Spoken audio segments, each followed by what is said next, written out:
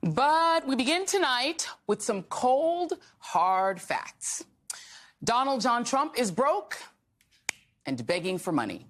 He owes New York State roughly $454 million, and the deadline to put up a bond if he wants to appeal or a deposit on the debt is Monday.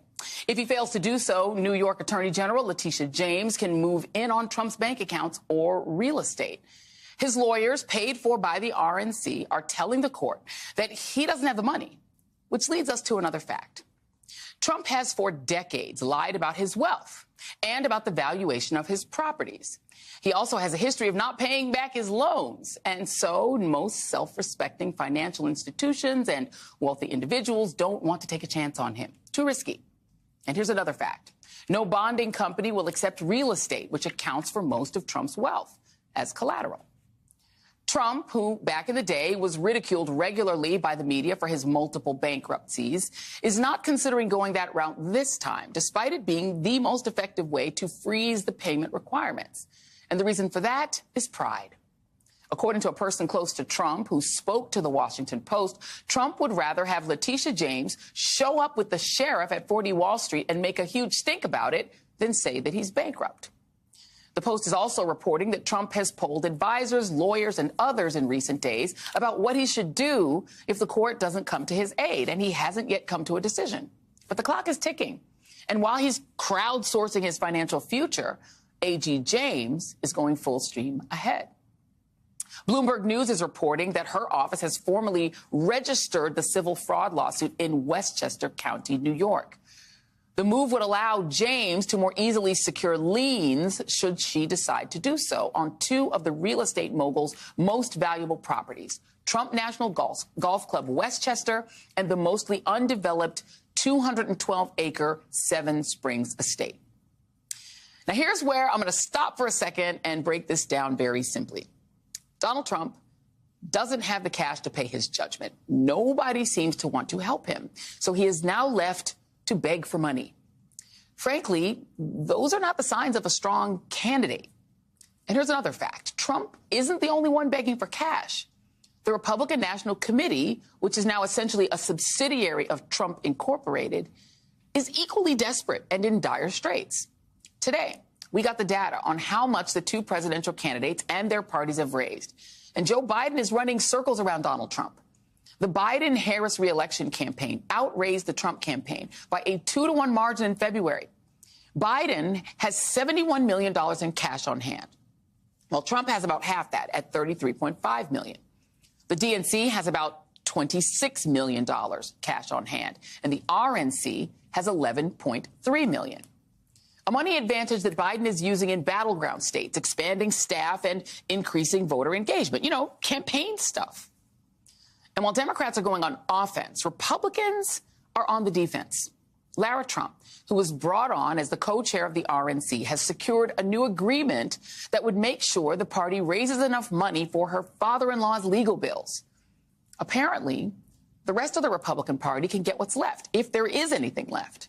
To that point, that new agreement, which NBC has obtained, means that the Trump campaign made clear to the RNC that donations to his campaign and political action committee will go to his legal bills before, you heard that right, before the rest of the RNC gets a cut.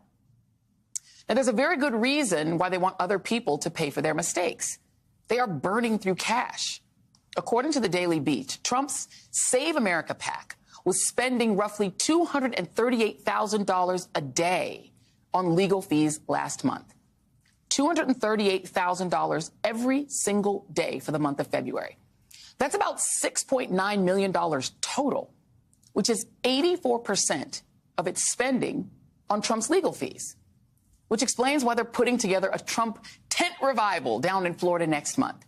And it is a veritable poo-poo platter of some of the best and brightest of the once grand old party. Steve Wynn, the casino mogul accused of sexual assault, hedge fund billionaire Robert Mercer and his daughter Rebecca Mercer, and the pathetically self-deprecating Senator Tim Scott, Vivek Ramaswamy, and the very rich and bored governor of North Dakota, Doug Burgum. It only cost you a little more than $814,000 for a fancy seat and $250,000 for the plebe seats. Now, look, I'm no mathematician, okay? I'm not a mathematician, but if I just do some just quick back of the envelope calculating, $454,000, okay, $454,000 divided by 814. Let's see, 814, 600. Okay, carry the 2. Let's see. That means that Donald Trump and his MAGA-lites will only need to sell. Hold on a second. Carry the 3. Just to carry the. They'll only need to sell 557 tickets to settle his debts with New York. Unleash the Kraken. Isn't it good that the presumptive nominee of the RNC and the RNC don't have a lot of cash to actually help them win the election? I mean, it's just not sustainable because it's kind of hard to run a campaign without money. And that's not going unnoticed by the Democratic president, who has made Trump the butt of his jokes while he is out there raising cash, not to fight legal battles, but to actually win the election. While in Houston, Joe Biden said, quote, look, I know not everyone is feeling the enthusiasm. Just the other day, a defeated-looking man came up to me and said, Mr. President, I have crushing debt and I'm completely wiped out. And I had to look at him and say, Donald, I'm sorry, I can't help you. Dip your waders. Now, objectively, who would you rather be? A person flush with cash, no indictments, and shifting political momentum, or a guy who's strapped for cash with multiple indictments? You be the judge. Joining me now is Roger Sullenberger, senior political reporter for the Daily Beast, Reverend Al Sharpton, president of the National Action Network and host of Politics Nation on MSNBC, and Juanita Tolliver, Democratic strategist, MSNBC political analyst, and co-host of the What a Day podcast. Thank you all for being here. Roger Sullenberger, I do want to start with you. I'm just going to put up this graphic that we have of kind of all of the things that we know Donald Trump owns. We know that now the Westchester County properties seem to be at issue with the Attorney General. She's taking a look at those liens. How much money does Donald Trump have? And is it surprising to you, as somebody who's investigated his finances, that he actually doesn't seem to have all that much cash at all? Yeah, it's a great question. It's a question that's been around for decades, right? Just how wealthy is Donald Trump? Forbes has done a lot of really good reporting on this, and hate to tell the naysayers out there that they have consistently found that, yes, Donald Trump is on paper a billionaire. They've estimated his net worth. I think the latest was somewhere around maybe $3 billion or something like that. But a lot of that, being on paper is wrapped up in his assets, right? And a lot is that he values for goodwill, brand value, all these other intangibles. What we do know is that he apparently told the court that he had $400 million cash. So if you're looking at cash last year, that's what he said he had. Is this enough to front the bond? I don't really know what he has on hand for the bond. He's, floated putting up different real estate assets to try to cover that as collateral and has still not quite hit the target. So, one question that might be resolved here, maybe in the near future, is we might actually get a glimpse of exactly Donald Trump's, readily accessible wealth. The other piece of it, then, to stay with you for a moment, Roger, is that these would have to be unencumbered assets, right? I mean, if anybody's ever tried to get a loan on their home, if you already got leases on your property, it makes it a little bit difficult, or if you don't have a lot of equity left because you've already taken out loans. Do we have any idea? Does he have unencumbered assets? Because my sense of it is, yes, he has all these, he has a number of buildings, but a lot of them are already heavily mortgaged. Yeah, that's a great question. He talks about it as, leverage. I think he's boasted about being under leveraged. I think at times maybe he's boasted about his leverage as well. But essentially, having, a piece of property that is used as collateral for another loan, for instance, right? Someone else has a claim on that asset as well. We can use this to call in our debts as well. So those are not on the table if he's trying to get a bond. That has been reported to be one issue that some of these bond insurers have had problems with. We can't use those because those are already, as you said, encumbered. So yeah, we're getting probably the clearest look yet at exactly what his financial situation really is. Yeah, he thinks his brand is his leverage, but his brand ain't that great either. Reverend Al, does it surprise you? Donald Trump has claimed bankruptcy before, I think about 5 times. Five times at least. He's declared bankruptcy in the past. And he wasn't embarrassed to do it then. Does it surprise you that he seems to be embarrassed to do it now? Well, I think that he's embarrassed because he is now running for president and had sold his entree into politics that he was this savvy businessman that could bring the country to a better economic standing, because look at how he handled his business. Now look at how he handles his business. I don't think his core cult followers will be turned off. But he knows that the independent voters, those that he is trying to attract, those that he's trying to make this against Joe Biden and how he handles business, even though Joe Biden has stabilized the economy and has done some very good things. How does he make that argument when he's running around trying to do whatever he can to get some money, and 30 entities, according to his own lawyers, wouldn't lend him the money? So now he's down to, when I was a boy preacher, it was nothing for a con man to pitch a tent and claim hallelujah. Now he's down to tent revivals in Florida. I mean, he's pitching a tent with revivals. Maybe he'll be selling blessed oil before this is over. Donald Trump is still facing not one, not two, not three, but 4 separate criminal trials. But so far, he's been very successful at delaying 3 of them, to the point that none might begin before the November election. The one that seems likeliest to progress is Trump's New York criminal hush money case. But it faced its own hurdle last week when Manhattan District Attorney Alvin Bragg agreed to delay the case until at least mid-April, after more than 170,000 documents were turned over to Trump's legal team by federal prosecutors. While Trump's lawyers are claiming that the failure to get these documents to them earlier should result in the court dismissing all the charges, or at a minimum giving them at least a 3-month delay. Bragg responded today that fewer than 300 of those documents have any relevance to the case, and that, quote, enough is enough. These tactics by defendant and defense counsel should be stopped. The judge could issue a new trial date at a hearing scheduled for Monday, which is when the trial was originally supposed to start.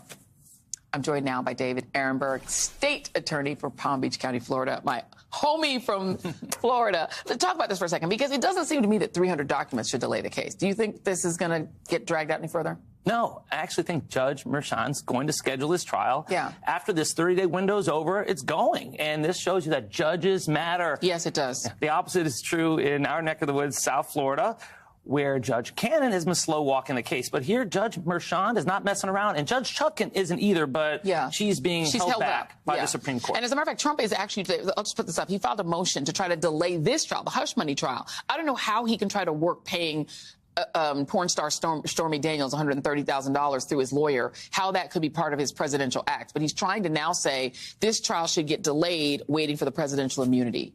Judge Merchan is on to him, because one of the ways that Donald Trump tried to delay this hush money case is to say, Judge Merchan, you should be bounced off the case because you're a biased judge. You ruled against me on the Weisselberg case.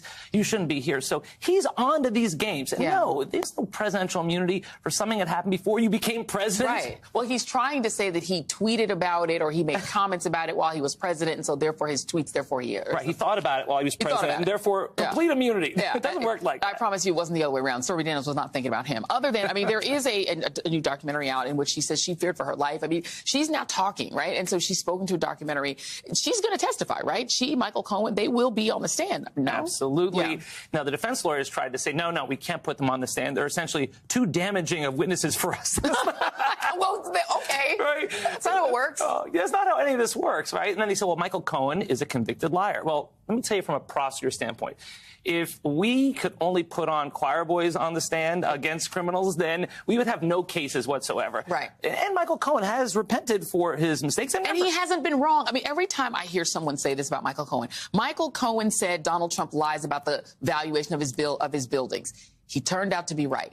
Michael Cohen said he would try not to leave office. He turned out to be right. He said he was a racist. He said he was a fascist. When has he been wrong? And by the way, Michael Cohen's other credential is that he worked for Donald Trump for a decade. Exactly. Who better to know him? Exactly. And do you know why Michael Cohen lied under oath? He did so for Trump. For Trump. Right. So he wrote the check for Trump. He said he got reimbursed by Trump. Right. Yeah, he's a relevant witness. Yeah, so Trump's saying, no, you're he's a liar. Don't believe him. Yeah, he lied because you told him to lie. He committed a crime for you. Right. So that's why it's not going to work. This case is going to trial. I actually am convinced of it now. I think there is still a chance that the D.C. election interference case could go as well. Okay. Less likely, but because judges matter and Judge Chutkan wants that to go. But this one, Judge Merchan, prepare for a trial starting in April. And how long of a trial might that be? It doesn't seem like it would be super lengthy. It's not. No, it's pretty cut and Is it dry. simple? Yeah, it's a simple trial, a lot of paperwork. So I think it could be done within a month, way before the election. Yeah, and at least before the convention. The last thing I do want to ask too is about this other case, this Aileen Cannon situation, because you're up here from Florida. How are people in the legal profession parsing what she's doing? There's no legal basis for it, is there? No, and, we're trying to give her some grace because we don't want to start bashing a federal judge for being corrupt. Sure. She's relatively new on the stand, on the bench. Yeah. But when the referee continues to give all the calls to your opponent, at some point you got to question the integrity of that referee. Now, look, she's new. She's in a courthouse by herself in Fort Pierce. Sure. She doesn't have any adult supervision there. Yeah. And so you can see why she keeps making mistakes here. Mm-hmm. But the mistakes always inure to the benefit of Donald Trump. That's because if you're saying the jury instructions essentially must acquit him, why have a trial? That was so bizarre. She gave 2 potential jury instructions that you should engage with, which limits the availability of the 11th Circuit Court of Appeal to overturn this whole mess. Right. And so she seems to be like helping Donald Trump without going overboard to get reversed and repudiated like she was when it came to the special master by the 11th Circuit. Yeah. So the better to get on the Supreme Court if he becomes president. I'm not making you say it. I'm going to say it myself. My last question to you: do you think it is likely, and to just go to one more case because there is one other state trial that he can't throw out as president. Georgia, does it happen before the election? No. I think also the fact that this is going up on appeal now, whether Fani Willis can stay on the case, it is going to delay the case. You can't have a trial while this matter is going up on appeal. Yeah. But the good news is I didn't think this was ever going to go to trial before the election. So this whole mess with Fani Willis and Nathan Wade, it didn't really delay anything that wasn't already going to be delayed past the election. Dave Ehrenberg, thank you very much. Always good to see you. All right. Okay, friends, if you're like most Americans who attended college, you walked away with more than just a degree, hopefully some lifelong friends and perhaps some hazy party memories. You also walked away with student loan debt. For too many Americans, a mountain of debt, which can make it hard to do basic things like pay your rent, save up to buy a house, or qualify for a mortgage. Since if you're not Donald Trump, banks look at the ratio of your debt to your income in deciding whether to give you a loan. And while you can sometimes file for a deferment, when the bill comes due with accrued interest, let's just say student loan debt often lives with us for decades. Even President Obama talked about how long it took him and First Lady Michelle to pay off their loans. Well, today, the Biden administration has done something about that, canceling student debt for 78,000 Americans. According to a White House statement, the lucky recipients are public service workers, nurses, firefighters, and teachers, like Jessica St. Paul, who just last month talked about how her life changed after the administration canceled her student loan debt. I no longer have to be forced to choose to work or to settle to simply pay off student loan debt. I am now married. I'm able to pay my mortgage in Los Angeles. Because President Biden has the back of hardworking Americans, public servants just like me. I can invest in my retirement, secure a brighter future for my daughter. Joe Biden promised student debt relief during his 2020 campaign, but was stymied by Republican governors who sued the administration to shut it down, getting backup from the conservative majority on the Supreme Court. Public service deferment is just one of the workarounds the administration has found, resulting in a total of 870,000 public service workers so far and nearly 4 million Americans total who have had their student loan debt erased. Let's just be clear, folks, this is a very big deal. Nearly $6 billion of debt wiped off the books, not of big corporations, but rather of teachers, nurses, firefighters, and a total of nearly $144 billion cleared off the decks for 4 million Americans overall. Americans who can now use that money to buy a home, pay rent, build up their savings, start a business, or just breathe a little easier. This is life-changing for a lot of people, and it's why you vote and why you keep pushing politicians to keep their promises after you vote.